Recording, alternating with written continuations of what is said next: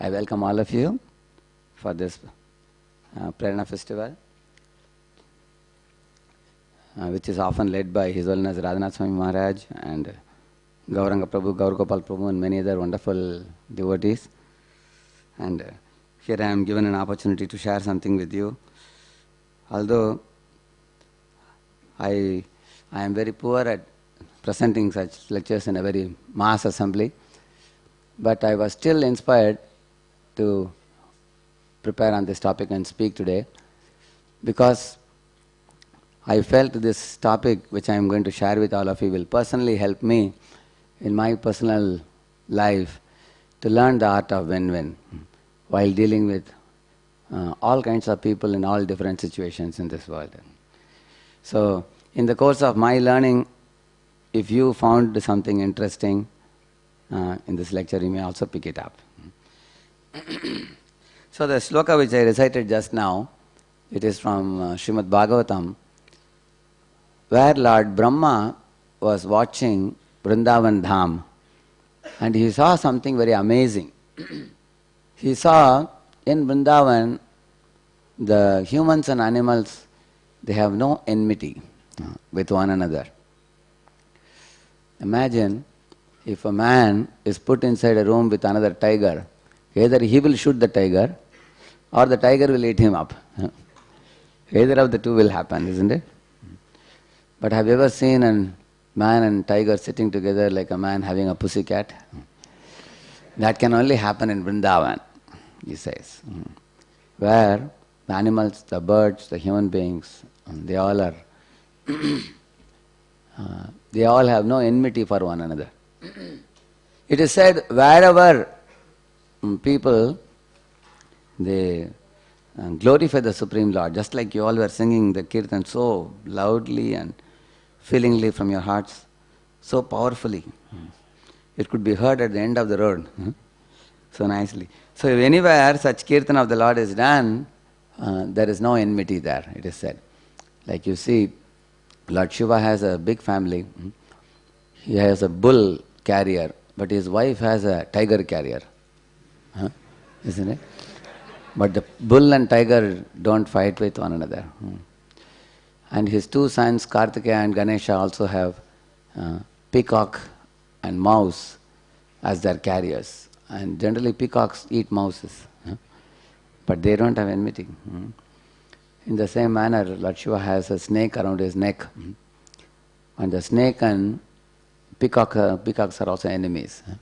But in his family, nobody is having enmity. None of the Vahanas seem to be having any fight. Why? Because Lord Shiva is dancing in ecstatic love. You have seen him as Nataraj, isn't it? So he is so ecstatically situated, all the Vahanas are keeping their lower nature down. Because they are also delighting in the higher self, higher nature. So, where there is higher nature predominating in anyone's heart, so we have an angel inside us and we have an animal inside us.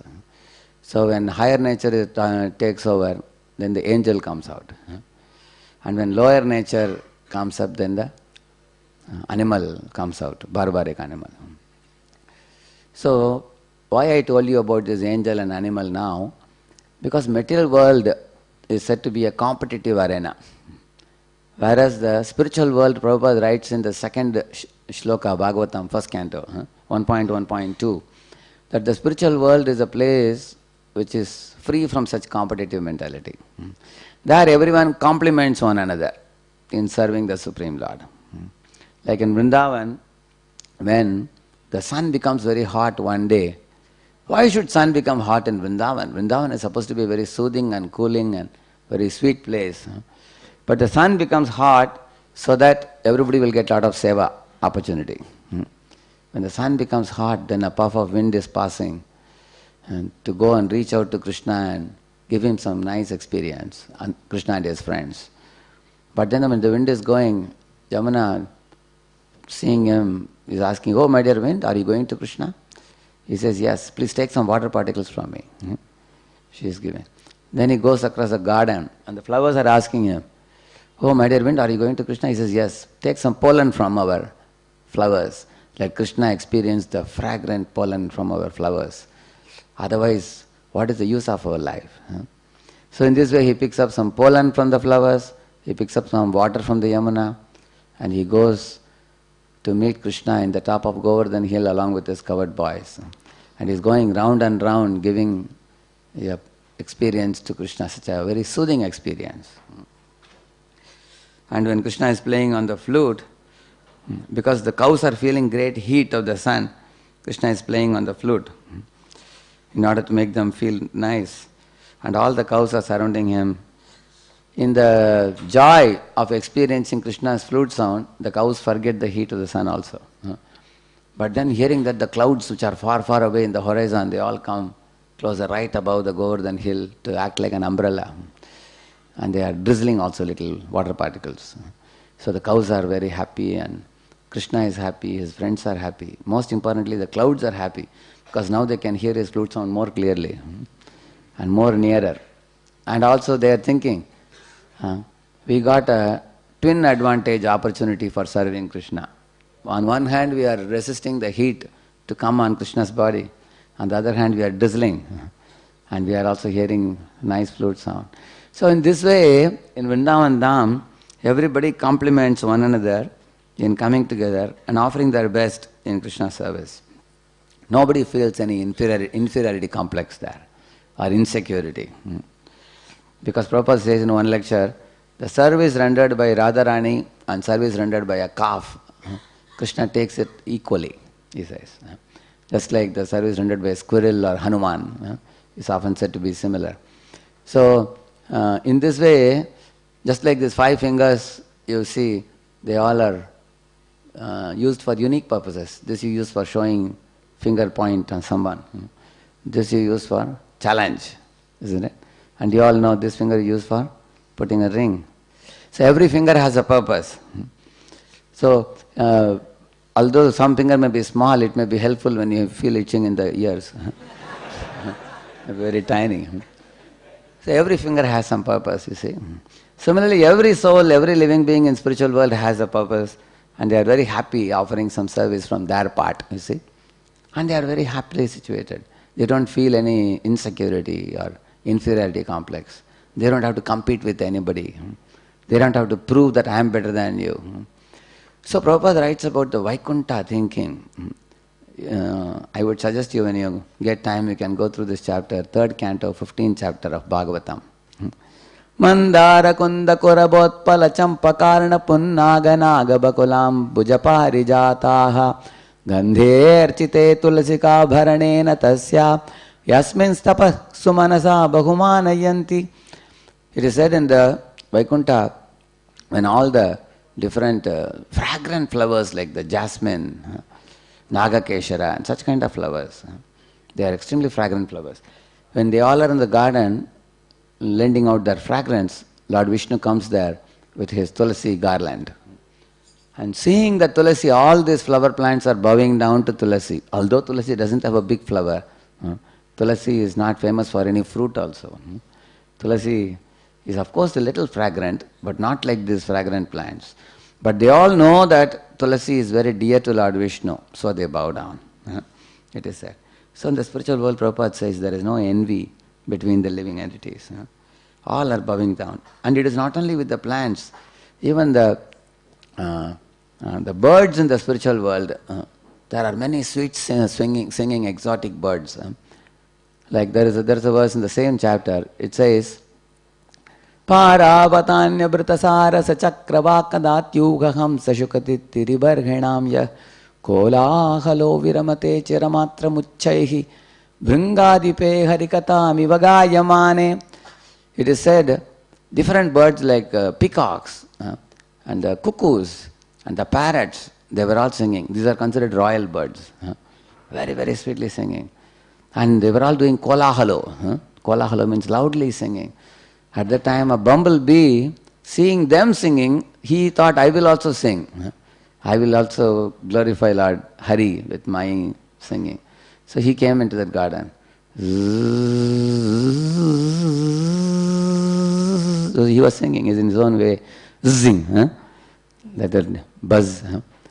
But when they heard it, because he was glorifying Krishna, they all There was a lull. Lull means calmness.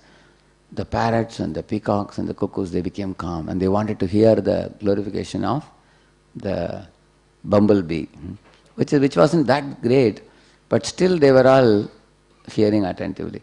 So there Prabhupada says, in spiritual world, everybody thinks others are better than me. Yeah. Even a peacock singing, he thinks that this bumblebee sings better than me, he thinks. Although peacock singing, we all know how sweet it is. So, this is one characteristic of the spiritual world. Everyone thinks other devotees are doing better service than me. They are more intelligent than me. They are serving Krishna in much better ways than me. I have to learn from them. Like that he feels. Everyone, they feel like that. So, everyone feels non-envious, and there is not even an iota of propensity for bhoga vritti, sense gratification in the spiritual world. Everybody wants to engage in Lord's service. So this is Vaikuntha, and the material world is just the opposite. Because when we come to the material world, we are all living in material world, so we can see with our eyes how the material world is. Like in the 16th chapter, Lord Krishna says, he says about the nature of a materialistic minded person. Idam adhyamaya labdham imam prapsye manoratam idam asti idam apime bhavishyanti punardhanam. Such a materialist always calculates. Today I have $1 million, next year I'll make it 2 million. In 5 years I'll make it $5 billion, and nobody can beat me down. Asau hatamaya shatruhu harishye cha paranapi. Oh, that one fellow seems to be my rival. He is becoming close to my turnover. What I will do? Hanishye chaparanapi. I'll finish him very quickly. Ishwaroham aham bogi. I am the great enjoyer. Siddhoham balavan sukhi. Who is perfect like me? Like that he is saying. He is saying, konyochi sadrisho maya, he says. Ka anyaha asti sadrisho maya. Like me, who is there in this world? Who is better than me? And in case somebody is better than me, I'll cut him down. That's what he says. And I will climb on the heads of everybody to climb the ladder of success. And nobody can come anywhere close to me. Krishna says this. This is the mentality, he says. And then he says further also. Asha pasha shatair baddha kama krodha parayanaha.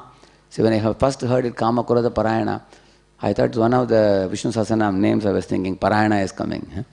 But this Parayana is not Narayana Parayana. He is Kamakrodha Parayana, he says. He is the worshipper of lust and anger, he says. Ihante kama bhogartam anyayena artha sanchayan. Anyay, you all know what is anyay. Anyayena artha sanchayan. He accumulates wealth by illegal means, he says. So in this way, this world is a world of cutthroat competition. Prabhupada says, this competition is rampant everywhere. A small fish is swimming in the ocean, but 10 miles behind a big fish is coming to eat him up. And right now, right here, he can sense it, because they have some sensors with which they can sense that some big fish is coming. Small snakes are eaten by bigger snakes also. Like a fly is eaten by a frog, frog by a snake, snake by an eagle. So in this world, everybody lives in great fear. Like India, India was under Mughal rule at one time. When Mughals were gone, British came. When British were about to go, some other fellows were trying also. Japanese were trying. Later Chinese tried in 1964. And some more fellows are also trying. It is one good thing about India is India is a peninsula. There are big, big Himalayas, and anybody who comes in India have difficulty coming in very easily, which is some large arrangement to protect the Vedic culture still.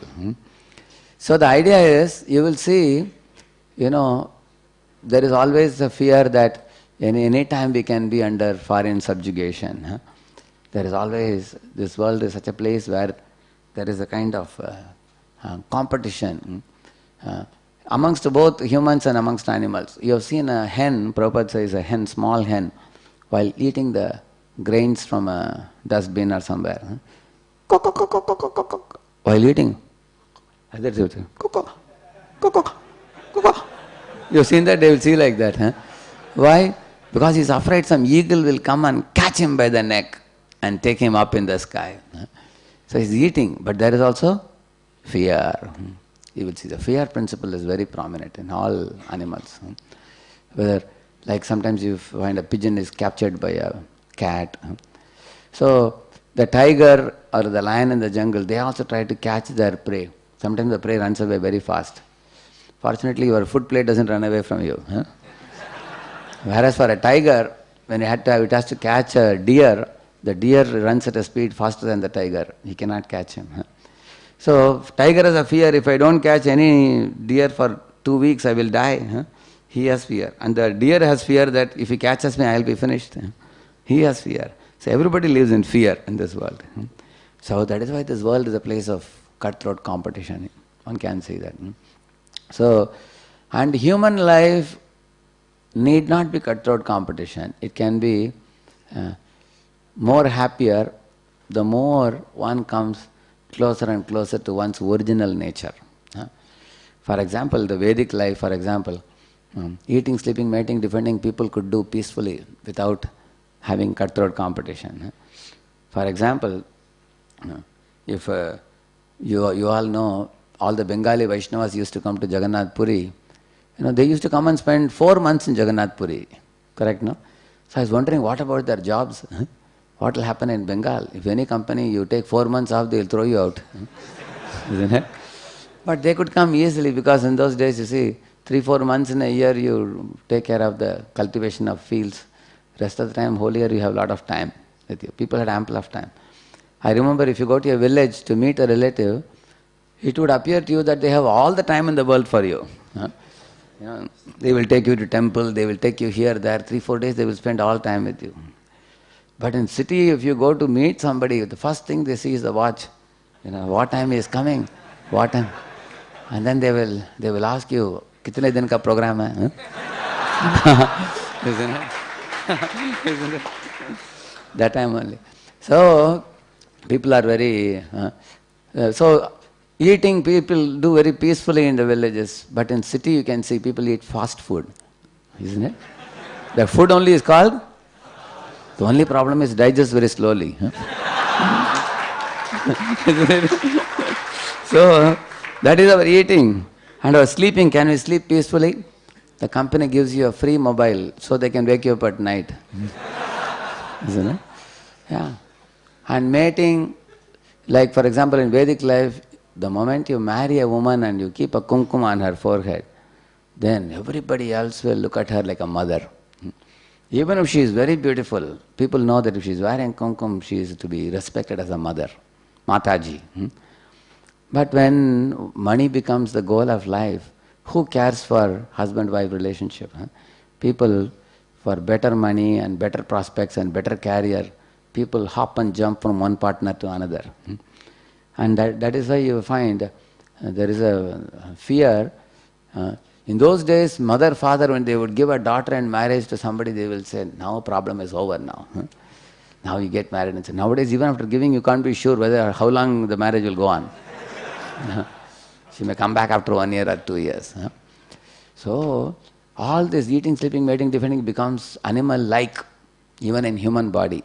To the degree we go far away from God. And the closer we come to God, you will see that our life can be much, much more happier. So, right now in the beginning I have introduced only one concept. What is it? Material world is a place of cutthroat competition, and spiritual world is a competition-less society with God in the center and all living beings complementing one another. So, in our ISKCON society, we talk about going back home, even a small kid can tell you. You ask a small kid in ISKCON, what is the goal of life? Going back home, back to Godhead, he'll say. Very famous, everybody knows. So we all want to go back to Godhead, to that beautiful world where we can be happy forever, eternally serving the Lord. But while living in this world of cutthroat competition, the most ideal way of living in this world is win-win. Win-win means live and let live. That is the meaning of win-win. So win-win actually is in mode of goodness. If one can think how I can always be concerned about the welfare of all living beings. Sarve janaha sukhino bhavantu, sarve santu niramaya, sarve bhadrani pashyantu, ma kaschit dukkha bhavavet. So, all the great kings in India, you heard many pastimes of many kings, devotee kings, they always were concerned about the welfare of all. So today, there are going to be 10 principles. Krishna willing, I will be able to cover them all. These are all principles based on Mahabharata.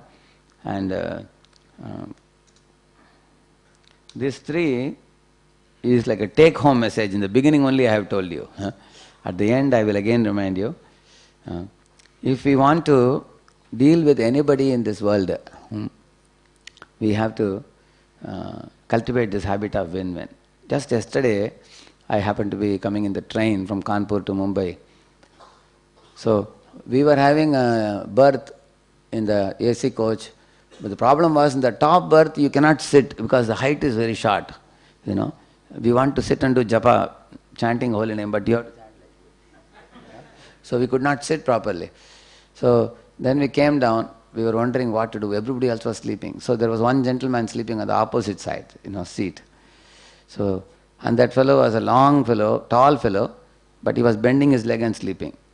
So then we requested him, sir, you are not able to sleep comfortably. Would you like to go up? He said, why not? Thank you for giving your seat. So he sat, he went to sleep up and he could stretch his leg freely on this side. And we sat on the other side, we could chant nicely. It's win-win, isn't it? So he was happy, we were happy. So, but if you have to ask a person to wake up from his sleep and go up, you can only do, provided, you are thinking of the middle one, you see, mutual benefit. Heart that constantly seeks mutual benefit and satisfaction in all human interactions. So we tell him, sir, if you sleep there, you can be more comfortable if you go there. And he is happy to go. And then you got your comfort, he got his comfort. We could chant peacefully and sit and chant very nicely. So we should think of mutual benefit, your benefit and my benefit, both benefit. Another thing, cooperative arena. We should see it as a cooperative arena. Don't see life as a competitive arena.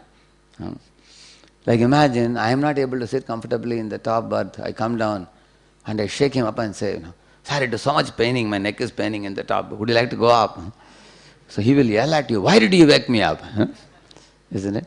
So we have to see cooperative arena. Actually, the word which is used here, abundance and scarcity, if one sees that this world is a place where God has created enough for everybody's happiness. Like Gandhi made one very meaningful statement.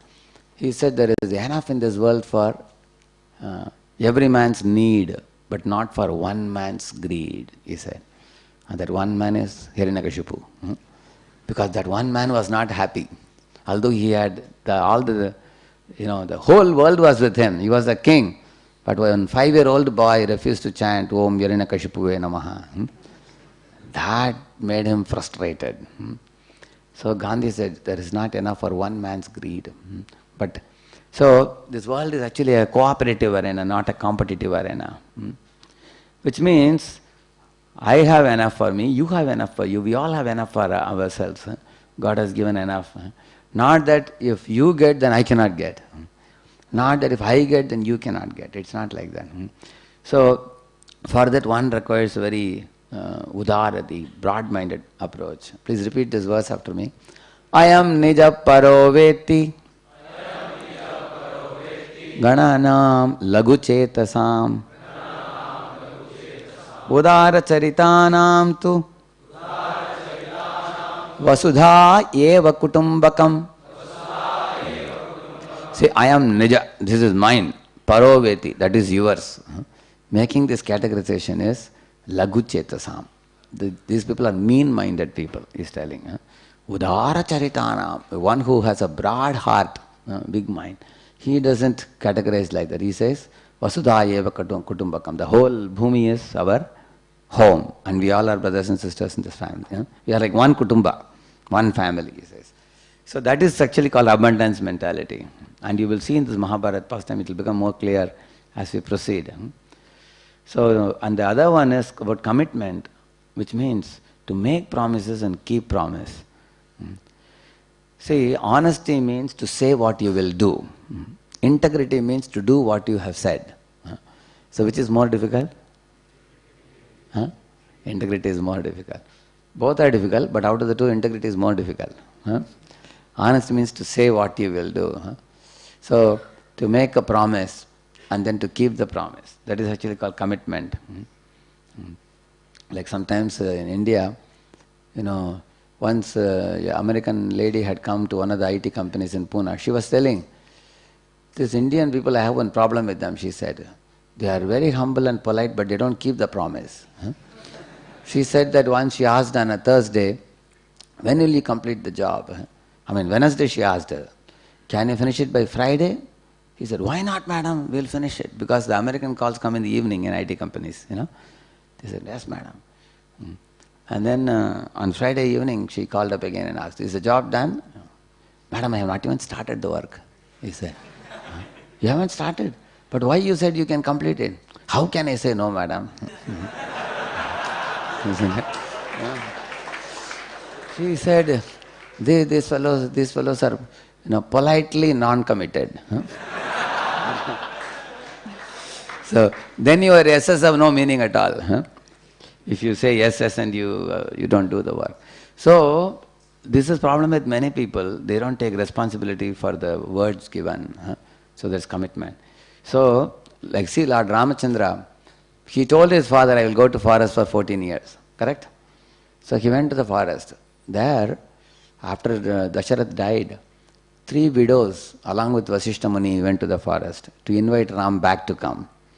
Bharat went along with Sumantra, minister, Guha, and all the Ayodhyavasis. They all went and called Ram back. It's not that Ram said, and they all said, see, father told you to go to forest, you have gone for some time, but now you come back and rule, we all are calling you back.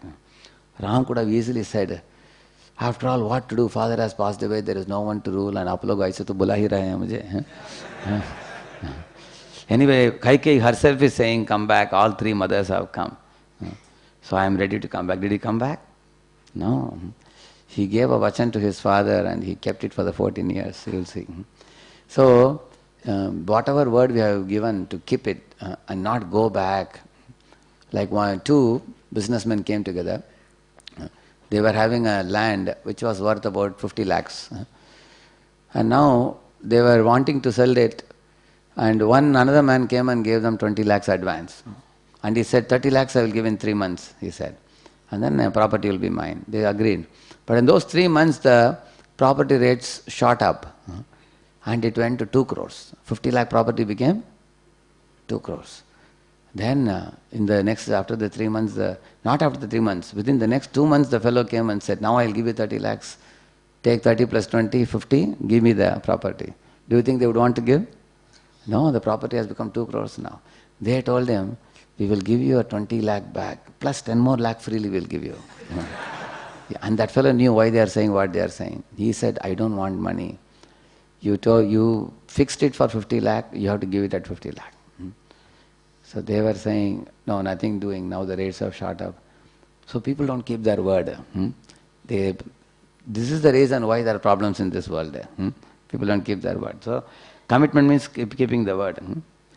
Like for example, Duryodhana promised the Pandavas, you finish your 12 years term and you have to be in Ajñatavas 1 year. If you are caught during Ajñatavas, again 12 more years you have to go to forest. Correct? So did the Pandavas complete 12 years? Finished. And in Ajñatavas period they were in Virat Desh, isn't it? And Duryodhana could not detect, he searched all over the world, he couldn't find where they are because they were all hidden nicely in different types of veshbhush, Bhima was in the kitchen, and Draupadi was a Sairindri, like a servant maid, nobody could detect.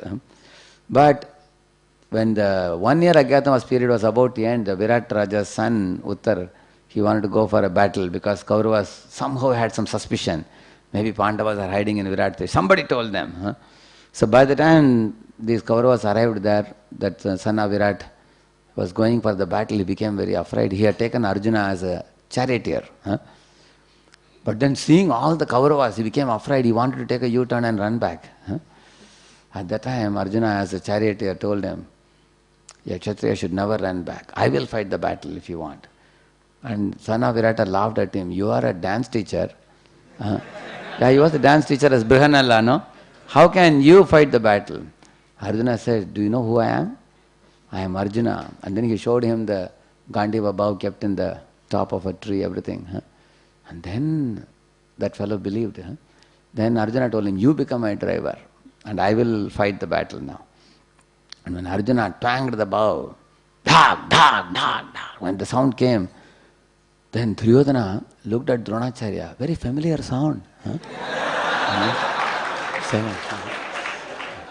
And Dronacharya looked at the watch and told him, sorry sir, yesterday the 1 year got over, Ajnatavas.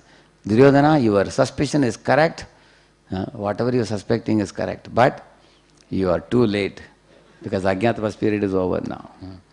Now, even though you have understood it is Arjuna, you have to give the kingdom back. So did Duryodhana give the kingdom back? He didn't give. Did he keep the word? There means no integrity, you see. And then he wanted to fight a battle meaninglessly. And the Pandavas were so, people of such high character, they said, give us 5 villages and rest of it you can rule. Did he agree for that? He didn't agree for that. So in this way we can find the problems arise in mutual agreements and all because people don't keep the word. So in our lives we have to check these 3 things always. Do I have integrity to keep my commitment in whatever promise I make? No matter come what may, if I have made a promise, I have to keep it. And is there a mutual benefit for me and others? Is it live and let live principle? And also, it's do I see life as abundant, with abundance mentality or scarcity mentality? See, I'm giving a few examples in the beginning to make it easy to grasp the subject. Like you see, sometimes parents are too lenient with their children. See, this mother is giving some 1,000 rupee note to the child, and the child knows how to ask the mother. Child is saying, give me, I want to eat chocolate. So the mother is fearing that if I don't give money, then that will stunt our love between mother and child. So this is called permissive parents. Permissive means, they are very passive in nature. Passive means they go for lose-win. I lose and you win. They say that my child wants to dance on my head, no problem. If I don't allow to dance, then love will be affected. So some of us may be too soft-natured. We may easily bend. That is permissive. This authoritarian parent, they go for win-lose. She is shouting, how many times I have told you to do this? And she has already told 24 times. Already. So these authoritarian parents, they go for win-lose. I win and you lose. So first was lose-win. This is win-lose. You have to hear what I have to say. Just do what I am telling you without asking any question. And this is called win-win. See, the boy is telling, Mom, I want to go and play. She says, you can go to play, but you have to come back after 1 hour, okay? She's telling. And he is saying, till 1 hour you should not disturb me, okay? No, she is telling.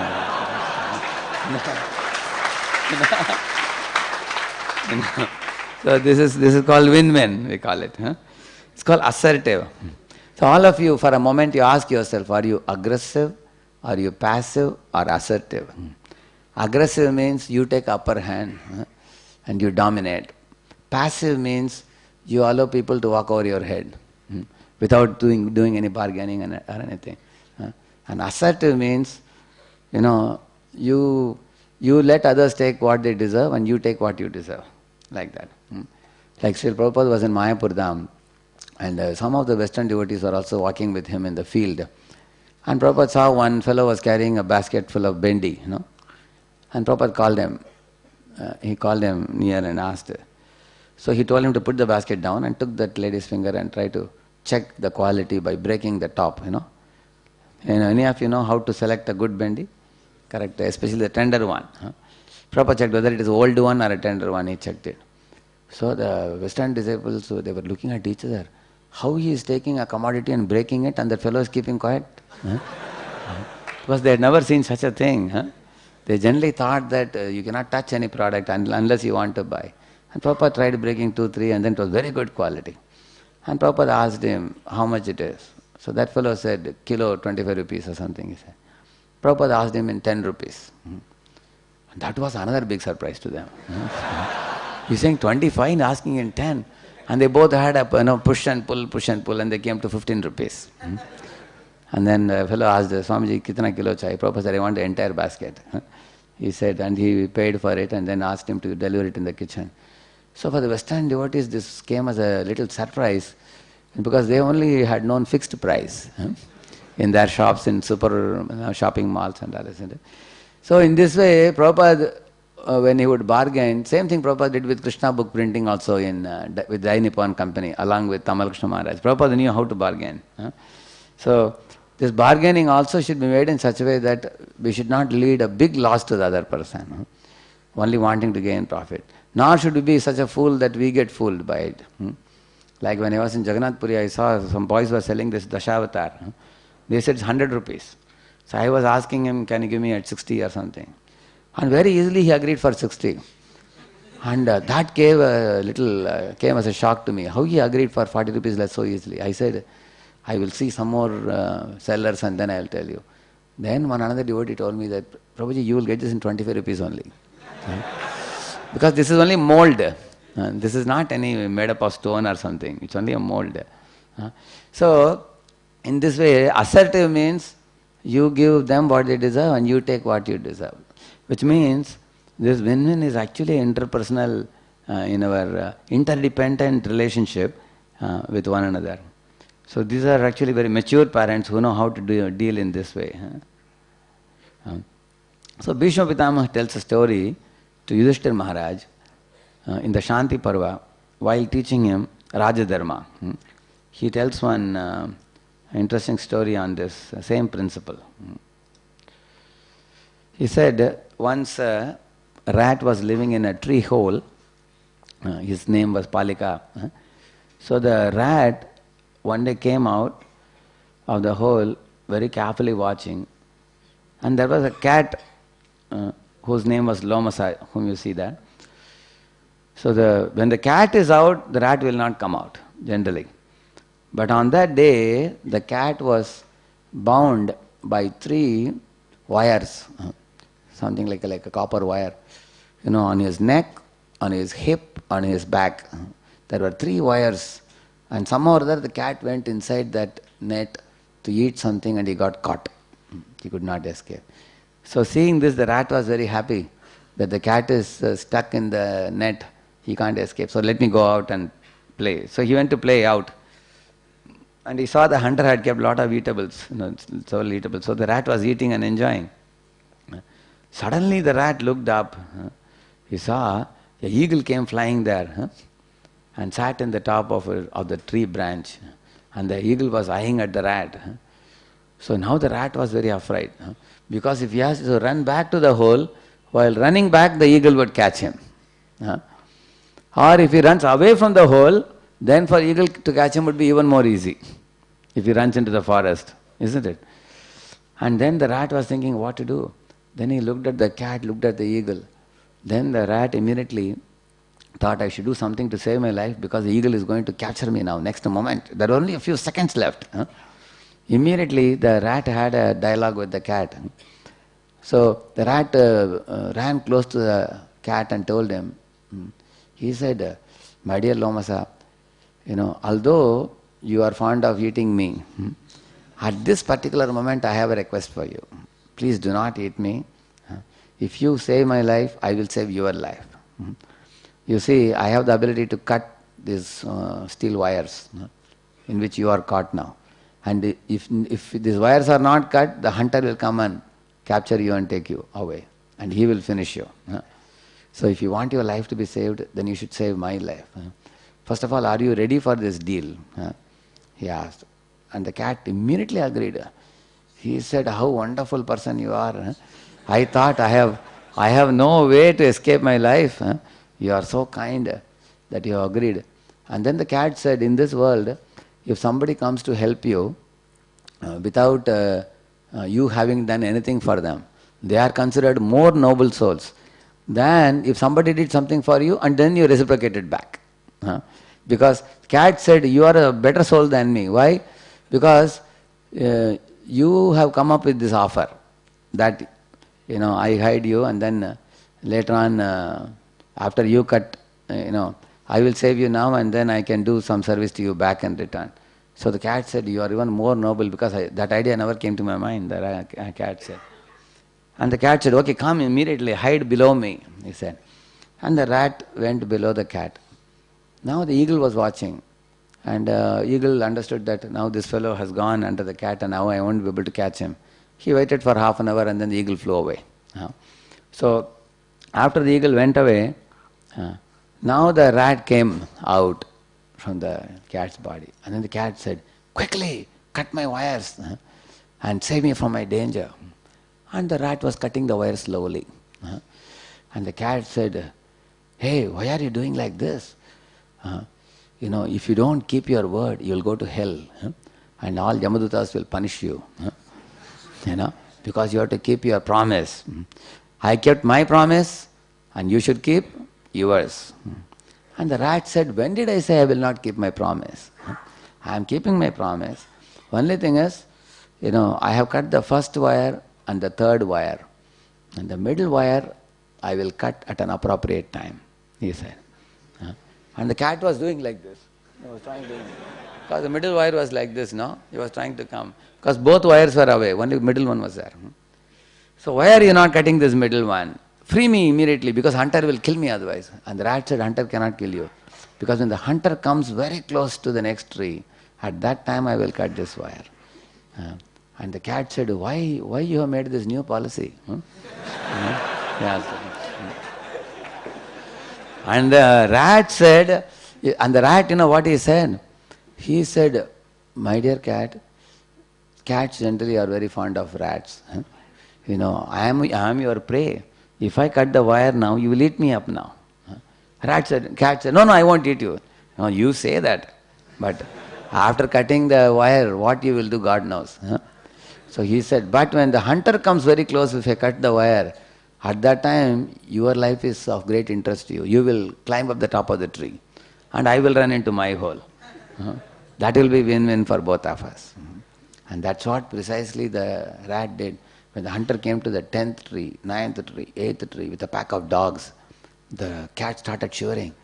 He started giving lot of bad names to the rat. Because the rat's idea was, if he somehow cuts me, I will pick him up in my mouth and I will climb up the tree. That's what he was thinking. But rat said, you say whatever you want. I will keep my word. And then when he came to the first tree, at that time, the rat cut the wire and cat jumped out to the top of the tree. And then the rat went into the hole. The next day, after everything subsided, again the cat came down from the tree. And then meow meow he called for the rat. And the rat came not outside but little close to the entrance and said, Lomasa, what is your business here now? He asked him. Lomasa said, oh, I have come to again thank you for the wonderful service you did to me yesterday. And the cat said, I thought I can make friends with you, Again, we both can be good friends. And rat said, what kind of friendship are you talking about? He said, our friendship was only a self-serving, time-bound friendship. Because you were interested in your life, I was interested in mine, and we made a tie. And the business deal is over now. And now you go your way and I will go my way. And the cat said, no, don't talk like this. I feel so much great love for you. And you don't understand. How can I kill anyone who has saved my life? I am also a very noble person, all that cat said. And the rat was thinking, how to drive this fellow away? And then the rat told him, see, my dear cat, we can again make friendship next time when the hunter comes here, he said. As soon as he heard the word hunter, the cat ran away very fast. So Bhishma Pitama told this story to Yudhishthira Maharaj, and he said these important principles. He said both the rat and cat went for a win-win. Imagine in this scene, when the eagle came, if the rat was afraid of the cat, thinking that maybe he will eat me up, and he didn't go under the body of the cat. What is it? That means rat also will be eaten by the eagle, and cat will be captured by the hunter. So it's called lose-lose. Both of them lose, isn't it? And in case the rat went under the body of the cat, and later after the eagle went away, he cut all the 3 wires, and cat ate the rat. So then what? It's lose-win. You understand? Now if the rat went under the body of the cat and saved his life, and then, so I was asking this question to a group of children. I asked them that, okay, after the rat comes out, what you should do? Should he cut the 3 wires or not? So some children told, yes, he has to cut all the 3 wires and leave the cat. Then I told, then cat will eat the rat, then what? Then the child was saying, oh really? But how can I go back in my word? I have to keep my word. One child was saying. And other children said, no, I will not cut the 3 wires. They said, then what you will do? They said, no, I will run away. Tell the cat tata and I'll run away. Hey, I said, this is not proper. Then you are a cheater. You are not keeping your word. And God will be upset with you, isn't it? So then some other children said, you know what they said? I will go into my hole and I will dig a hole from my hole up to the cat. And I'll cut the 3 wires and quickly go into the hole.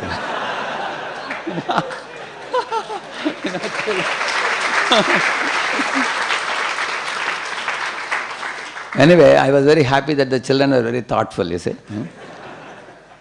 So in our life also we come across all types of people.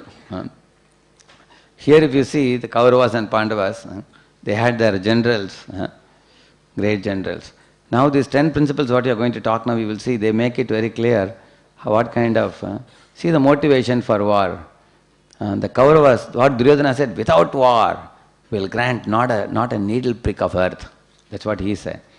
Whereas Yudhishthira Maharaj was fed up with the war. He said, we fight over a kingdom as dogs over a piece of meat. He said, are we dogs or animals that we fight for a kingdom? He was unhappy. But he did fight only for Krishna's pleasure, Pandavas. You see, Duryodhana did not keep his promise. By fair or foul means he wanted to get the kingdom. Whereas the Pandavas, Draupadi was insulted, they were driven to the jungle for 12 years. And even after that they were ready to settle with 5 villages. And in this way we can clearly see that Duryodhana was totally unreasonable. So his motivation for war was to wipe out the Pandavas from the planet. You see? So, this is the first lesson we learned. All of you repeat. Jayastu Pandu Putranam Yesham Pakshe Janardana. Make sure in your life you do the right thing at the right time under right guidance. So, they did the right thing, which was actually war. Because war was necessary to uphold dharma at that time. Because the Kauravas were unreasonable and Krishna declared that the war should be there. And it was the right time. Why? Because they finished 12 years of forest life, 1 year of Ajnatavas, they had done all their homework. And it's not that in the middle of the 3rd year or 4th year they came and attacked, saying that we want the kingdom back. Although Draupadi and Bhima were many times telling Yudhishthira Maharaj, Yudhishthira Maharaj kept his vow. So do the right thing at the right time and the right guidance. Like Arjuna is being guided by Krishna, who is the father of dharma. In this way, they were perfect. You see, these Devatas and Asuras doing the Samudra Manthan in the milk ocean, in that pastime also you find the Devatas were guided by Vishnu. Lord Vishnu told them that during the Samudra Manthan many gifts will come, but you should not touch any of them. He told the Devatas. Devatas said, okay, only when I give you, you should accept. They agreed. And then, if those gifts are accepted by Asuras and they take it and run away, you should not become angry with them. So Devatas said, we will not become angry also. And the Lord said, you should not feel angry, you should not feel greedy. When the Visha Halahal comes, you should not be fearful. And you should simply obey me. If you obey me, at the end you will get Amritam, Lord said. And Devatas perfectly obeyed. You see, the Asuras were not obeying. Initially the Asuras were given the tail side of the Vasuki snake. And then the Devatas were given the head side. Suddenly one Asura said, we boycott, we don't come for this project. And Lord Vishnu asked, why? What happened to you? Ahir pucham amangalam, he said. The snake's tail side is amangal. Then Lord Vishnu asked, what do you want? He said, head side. Okay, all of you go to head side. They were given head side. Then our Lord asked the Devatas, what about you? Can you catch the tail side? Devatas said, my dear Lord, whatever you say we will do. If you tell us to be on tail side, we will be on tail side. If you tell us to go away, we will go away. We are simply your servants. And now they caught the tail side, and when they were moving the mountain like this, the head side of Vasuki started emanating poison and smoke and fire like that. When that came, then all the asuras became blackish with smoke. And one asura was scolding another asura, "Arey fool, we only asked for this."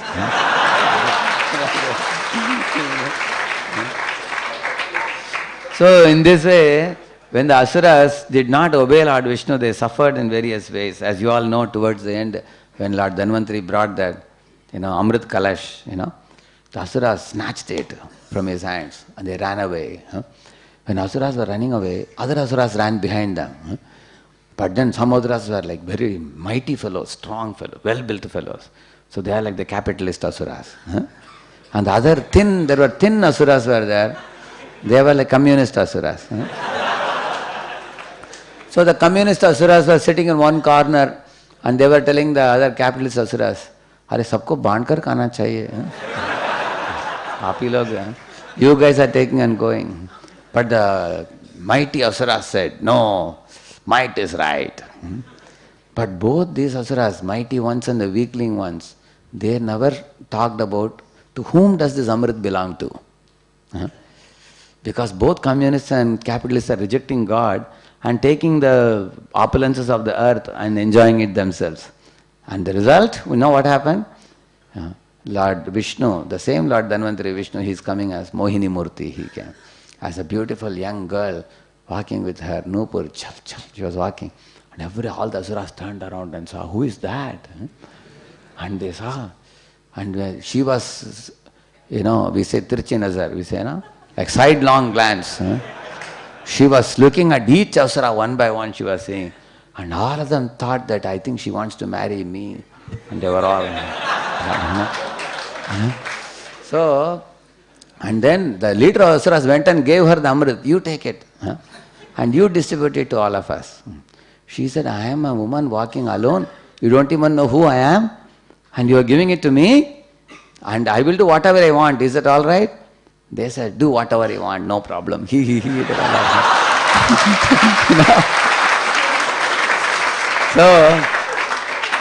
they lost all their good intelligence. And the same Vishnu, what he did, he gave all the Amrit to the Devatas. And after distributing all the Amrit Devatas, and all the Asuras were waiting, and they got nothing. And Vishnu, immediately Mohini Murti turned into 400 Vishnu form. And Vishnu looked at them and smiled and he went away. That's all. So, at the end of the chapter, there is one shloka which says, they all did the same project. The timing was same, the goal was Amrit, everything was same. But the Devatas won. Why? Because of this principle. That one should, in this world, while acting, we should not walk the wrong path. We should actually walk the path of God. See, success means working within norms and depending on the blessings of superiors. This is success. So the Devatas worked within norms, as Lord Vishnu told them. But Asuras didn't work within norms. They tried to cheat Vishnu, and in turn they themselves got cheated. Dyutam chalayatam asmi, Lord says in the Bhagavad Gita. And second one, you see, what happened when the Pandavas were in the forest? Karna went on a countrywide mission, and he fought with various kingdoms and he got a lot of men and money. He got some wealth. But then, fighting with various kingdoms brought about enmity of the Kaurava race with many other kingdoms. They created many enemies. And in the war also they lost a lot of manpower and money also in those 12 years. But you know what Pandavas were doing in the forest? Arjuna went to heaven and got some celestial weapons from Indra and came. And Bhima once went in the Himalayan range when Draupadi asked for a 1,000-petaled golden lotus, For that he was going up in Himalayas. He saw one old monkey was sitting with its tail, across the road. And Bhima was feeling uneasy. He said, how can you put your tail across the road? I have to walk ahead. Take away your tail. And the monkey said, I am so old, you see. I don't think I can take my tail away. You take it and throw it on the side and you go ahead, the monkey said. And then Bhima tried to pick up the tail. The tail was as heavy as a stone. It was very difficult. He couldn't even move it also. Then he looked at the monkey and said, tell me who you are. You are not an ordinary monkey. And the monkey smiled at him and embraced him and said, I am your brother, Hanuman. He said, so Hanuman is Vayuputra and also Bhima is Vayuputra. They both are brothers. And then they both had a good laughter, how Hanuman tricked him like this. And then Hanuman said to Bhima that I will occupy your flag in the Kurukshetra battle. And when you fight the battle, I will give out a war cry and defeat the spirit of the enemies. So in this way, Bhima got Hanuman's support and enhanced strength. And also Yudhishthira Maharaj, you know what he did? He also acquired various teachings from Rishis and Munis in the forest. And from Chitrasena, Gandharva, he learnt dice game again. In case again he is called for a game in future, he can very easily win. Now Yudhishthira Maharaj became a great champion now. In this way, they all were focusing on how to improve that area of weakness. So this is the one, turn your weaknesses into your strength, which the Pandavas followed. In fact, they were not making enemies, rather they were strengthening themselves. And also, Kauravas, you see, they had a centralized power system and they had very few allies. Like when Gandhari became married to Dhritarashtra, they got one Gandhara race man who is a Shakuni, brother of Gandhari. And then they got Sindhu, Kamboja and all this. But you see the Pandavas, what all kingdoms, Panchala Desh, when they married Draupadi. And Krishna's sister, Subhadra, was married to Arjuna. So Dwaraka support they got. Sahadeva, who is Jarasandha's son. This is Sahadeva and Vijaya married Magadha they got. Chedi they got, Nakula married Karanmay. So which means all the Pandavas married different kingdom people. And they got all these allies. They even got Rakshasas when Bhima married Hidim, Hidim in the jungle, Nagas through Ulupi's marriage. So in this way they got several allies, which means they made powerful allies. That means making friendships with many. How it will come to help, you cannot say. Like you all know, once a lion in the forest was sleeping and a mouse disturbed him. And the lion became angry and he got up, he took his paw and about to hit the mouse. And the mouse requested him, sir, please don't kill me. I promise you, I will be of help to you in future. So later on, when once the lion got caught in a net, that time the rat cut the net and helped him. So we study this type of stories in the LKG, UKG we study. But they have a very deep meaning also. In general, we should not make enmity with anyone in this world. It is there is another story. See, in Hitopadesh and S of Fables, Prabhupada would quote these stories. Once an elephant was walking on a road and some ants were crossing. Thousands of ants were crossing. They were all going in a row very nicely. And the elephant could have crossed over them and gone. But you know what the elephant did? He looked at the ants and laughed at them. Look at you, how small you are. And look at me, how great I am. He pounded on them. And the ants cried out. And the leader of the ants immediately announced curfew to all the ants. All of you ran into holes. They all ran away. And the leader told the elephant, wait and watch what we will do. And the elephant said, you guys, you will do something to me. What can you do, you tiny ones? He laughed and went away. But one day when the elephant was sleeping, the leader ant entered into his ears and then went, and they started biting. So when he bit inside the ear, suddenly the elephant got up, waving his ears, started making sound very loudly, and then got up and ran very swiftly. All the people reported to the king. King told the mouth, kill this elephant, he has gone berserk, he said. So just one small ant could cause the death of the big elephant, you see. So the lesson we learn is, make allies, don't make enemies. See, Kauravas had only one head at a time. That is why Karna said, as long as Bhishma is heading, I will not come to the battle. Correct, no? Karna said. Whereas in Pandavas, you know what they did? they divided the army and they made all of them commanders. Virat was Matsya Desh commander, Panchala Desh commander, Magadha Desh commander. They had many commanders. And then they made Drishtadyumna commander-in-chief. Arjuna was supreme commander, guided by Krishna. So in this way, the Pandavas distributed the leadership instead of keeping it with only one person. Whereas in Kaurava race, what they would do? As long as Bhishma is there, he would lead. When Bhishma is gone, put Karna. They were changing like that. So share your responsibilities. So that is the lesson. See, in Kauravas, Bhishma and Karna always used to have quarrelsome talk. Bhishma and Shakuni also had problem. Shalya, Bhishma. See, it's like bees and mosquitoes put in the same jar, they said. They used, many of them, you all know Karna and Shakuni had a quarrel in the battle. Verbal.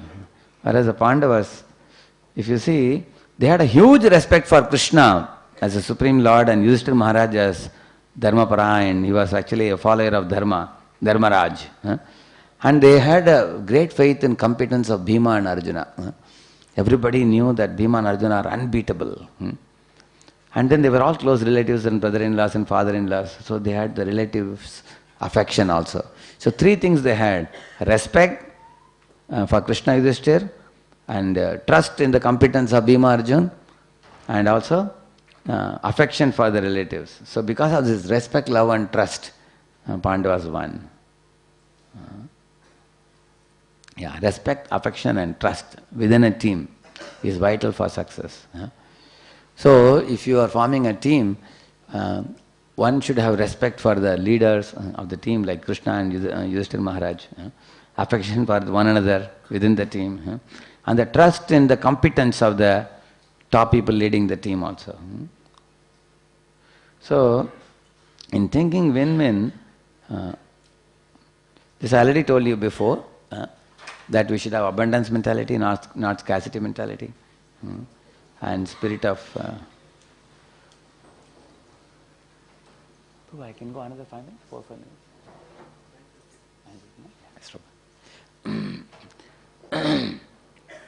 So these things which I told you before, and these are the three qualities. I already told you, keeping commitments is integrity, and maturity means courage versus considerate. That means we should be courageous to express our feelings and convictions to others, but we should be considerate enough to listen to others also. What is others' opinion? And that is actually called maturity. It's a balance between the two, boldness and sensitivity. And the abundance mentality is non-envy. So these three, if one has, then one is considered to be a man of high character, a person of high character. Now, see this chart. Some people are very bold in expressing themselves, but they don't listen to anyone. So that leads to lose-lose. But if somebody is extremely courageous, they go for win-lose. Similarly, if somebody is too considerate, they go for lose-win. But for win-win, both have to be high. We should be, not only we should be empathic in listening to others, but we should be able to present our feelings and convictions to others. Then it is win-win. Like you see here, in the Kaurava side, none of the 4 generals wanted the battle at all. Why? Bhishma had a soft corner for the Pandavas. Drona said, I will only capture Pandavas, I can't kill them, he said. And Shalya, you all know Shalya's story, right? Shalya was coming from South India, Madras towards Kurukshetra. At that time, in one place, he was very thirsty, hungry, his horses were also tired. Suddenly, he found some pleasure bungalows where they gave him nice food to eat, beverages to drink, and horses were taken care. He went and slept in nice soft beds and everything. When he got up next day morning, Shalya said, what a wonderful reception. And then he said, how can I not give my life and soul, life and body to those who have taken such good care of me? As soon as he said this, immediately Duryodhana jumped from behind and said, my dear uncle, all these facilities are provided to you by me, he said. So Duryodhana was very good in PR. Very smart, cunning PR. So he had such a good public relation. So he told Shalya that, my dear uncle, just now you gave a word that You were very satisfied and you wanted to serve that person, and it's me, so you should come to my side. But Shalya said, but I am coming to join Pandava's side. Duryodhana said, nothing doing, you have to join my side. So forcibly his uncle was taken on his side. So Shalya said, oh, you have done this to me. Now at the momentous hour I will turn back. So that is why Shalya purposefully quarreled with Karna. And he quitted the battle. You see? In this way, Pandavas had a soft corner in the minds of many of the Kaurava leaders. And Karna said, I will only kill Arjuna, no one else. Everybody had their individual motives in Kaurava's side. But here, if you see Pandavas, they had a common goal. If you see, everybody had a target. Drishtadyumna will finish Drona, Shikandi will finish Bhishma, Satyaki will finish, like that they had. Arjuna will finish Karna. And Bhima will finish Duryodhana. Everybody were given an individual target to finish. But then their individual target was aligned with the team's goal ultimately. So this is the point. Individual target should become one with the team's goal. Then everybody can win. See? This already I told you, commitment.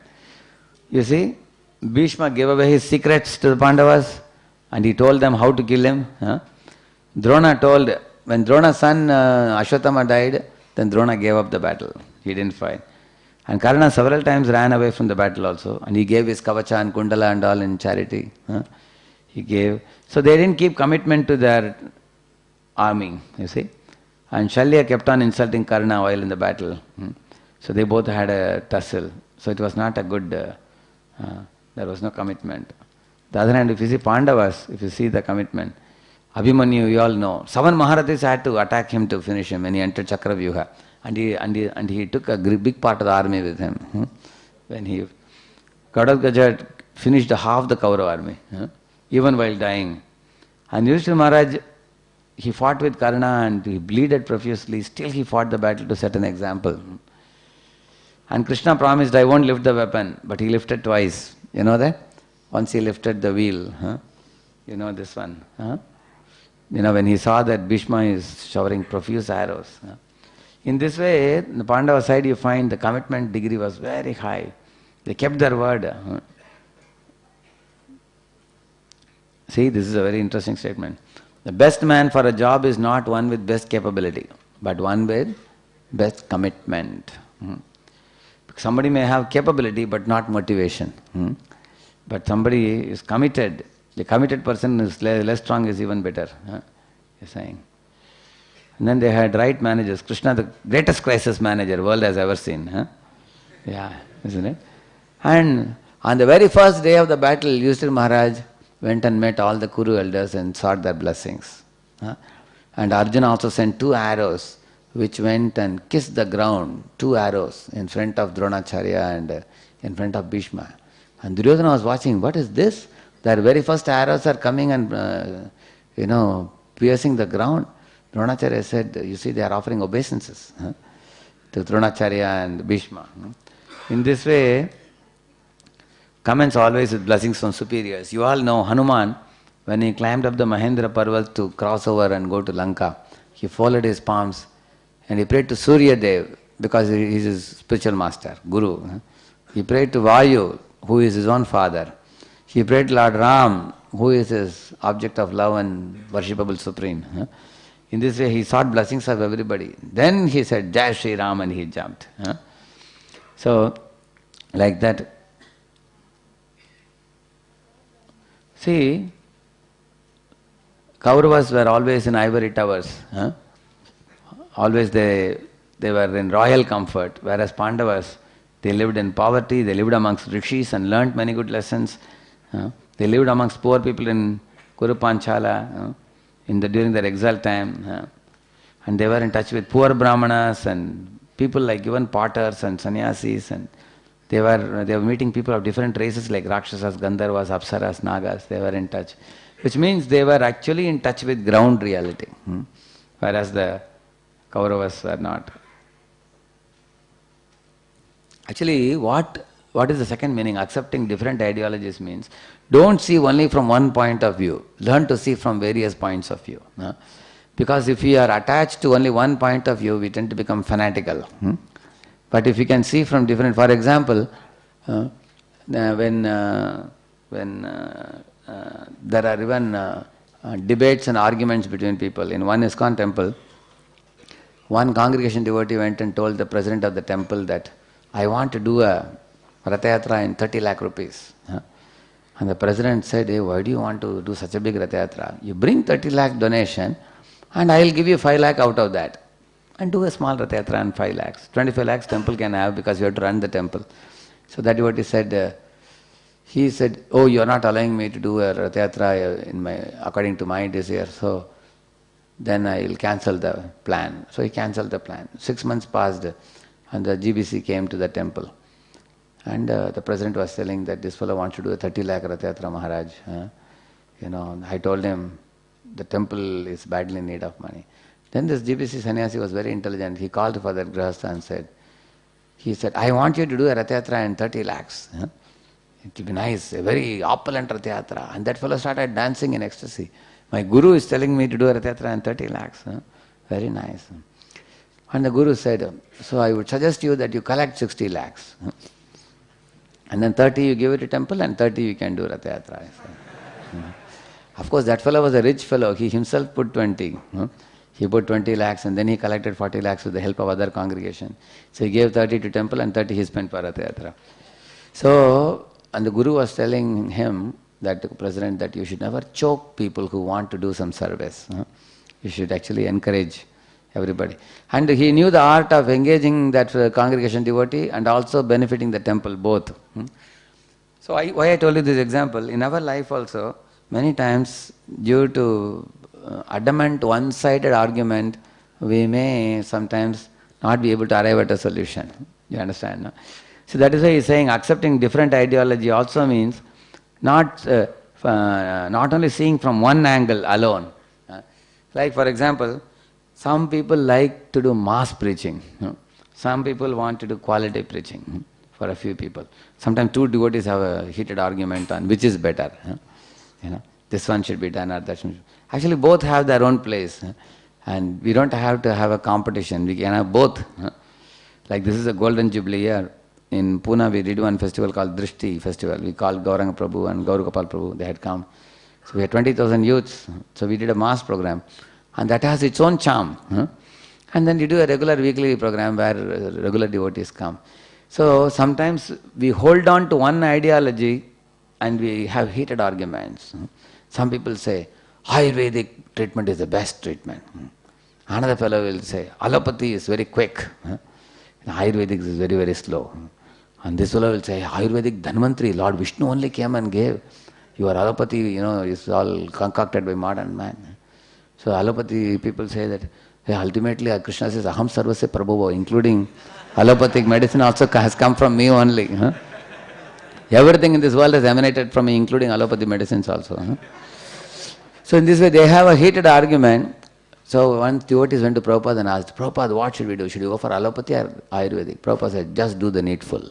He said, needful means you go for Ayurveda, but sometimes Ayurveda doesn't work, it's taking a long time, then put some allopathy.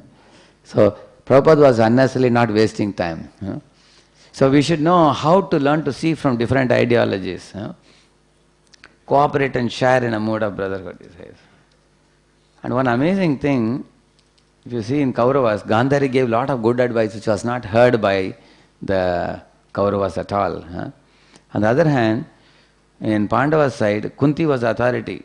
You see, Yudhishthira Maharaj said, whatever my mother says is dharma to me. And then Draupadi had a big role in all decisions. One example I have given in the next one. See, this is a scene where Draupadi's 5 sons were killed by whom? Ashwatthama. After that, Arjuna captured Ashwatthama and brought him in front of Draupadi. Krishna told Arjuna, kill this Ashwatthama because he is an aggressor. Bhima told, kill him also. So Bhima and Krishna were on one side. But Draupadi saw Ashwatthama tied up and she made 6 arguments she gave why Ashwatthama should not be killed. This is the argument she said. She said, after all he is a Brahmana. You should not kill a Brahmana, release him. Dharmyam, Nyayam. Then she asked Arjuna, is it Nyayam? He is the son of your teacher Dronacharya. How can you kill the son of your own teacher? It's not nyayam. And then sa karunam. She said, the wife of Dronacharya is living still. Her name is Kripi. She is living, but she is still living because her son is supposed to protect her. Ashwatthama is supposed to protect her. If you kill Ashwatthama now, then who will protect her? So have karuna, she said. And then she said, dharmyam nyayam sa karunam nirvyalikam.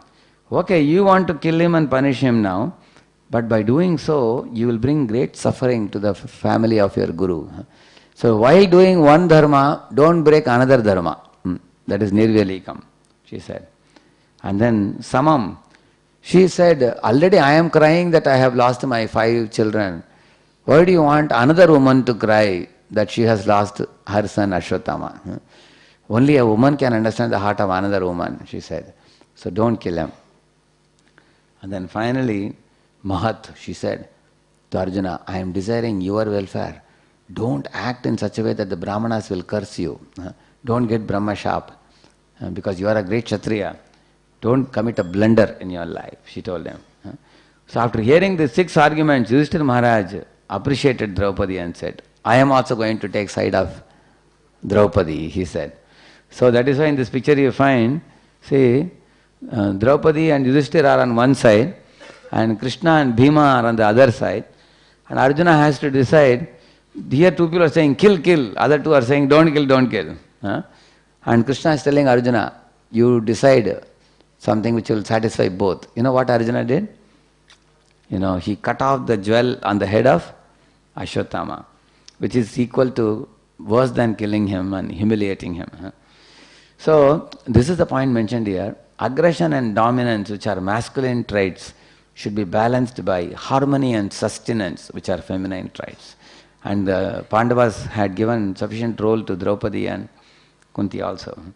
In this way, I hurriedly finished this pastime, but this pastime very clearly says, even Lord Krishna being God does not serve a decision. He allows the devotees to think and express their opinions before he serves the decision. So this is the recap. It's almost time, only 1 minute left. Only one question I will take, 2 minutes left. Anybody? One question? Yes? ठीक है, बोलिए, हिंदी में बोलिए. हाँ.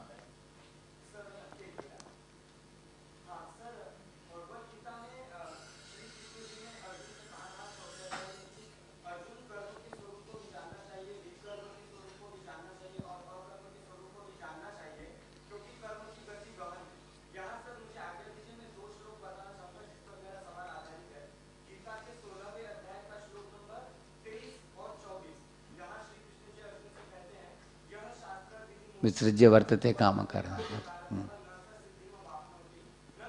पराम कहते हैं. कार्य अकार्य व्यवस्थित हो.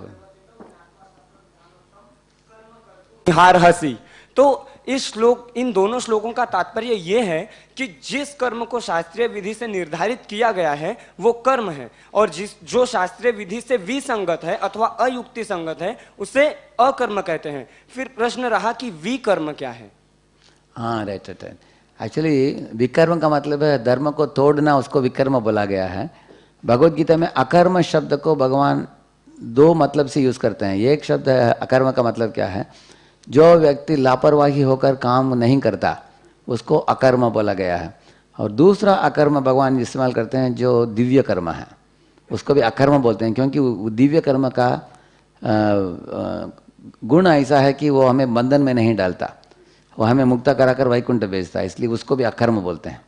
इस तरह भगवान अकर्म शब्द को 2 अलग अलग मीनिंग से यूज करते हैं गीता में. ठीक है, ऑल राइट, थैंक यू. एक बार प्लीज वो विकर्म क्या कहा था आपने, कर्म को तोड़कर. विकर्म मीन्स नूनम प्रमत्त कुरुते विकर्म यदीन्द्रिय प्रीतय आपरणोति. ये भागवत में आता है श्लोक.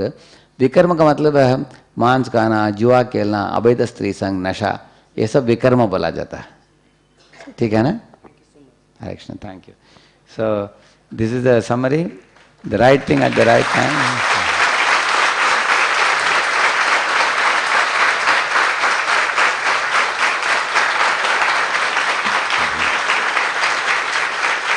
Srila Prabhupada ki